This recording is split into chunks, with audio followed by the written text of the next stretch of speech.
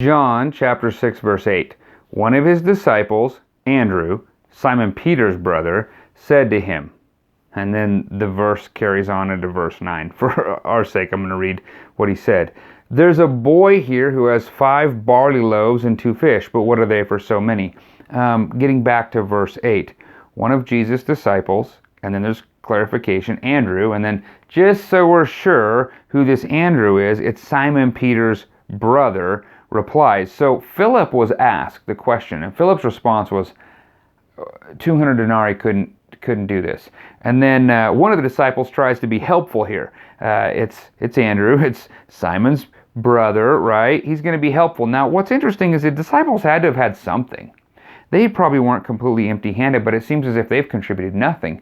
And yet Andrew's pointing out, hey, this boy, and there is some reality that this boy might not be a little tiny boy. It could be a teenager or maybe a very young adult. The way the verbiage is worded, we sort of envision like a little teeny boy, but it could have been somebody a little bit older. Anyway, he's going to contribute. The boy seems, I doubt the disciples are just stealing from the boy, so the boy seems willing to contribute, and Andrew is pointing it out. Hey, check this out. This kid over here is willing to give something. It's an interesting contrast because it seems as if the disciples might not have been willing to give anything.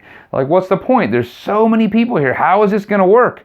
And yet, from the little bit of faith from this other one who isn't even identified as his disciple, he's not identified by name, he's just a boy here, he's going to give something. So the contrast here is, here's a disciple. Which disciple? Andrew. In case you're unclear, it's Simon Peter's brother who brought Simon Peter, and he's contrasted along with the other disciples with this faithful boy who gave a little, and Jesus is going to take that little and multiply it into something grand.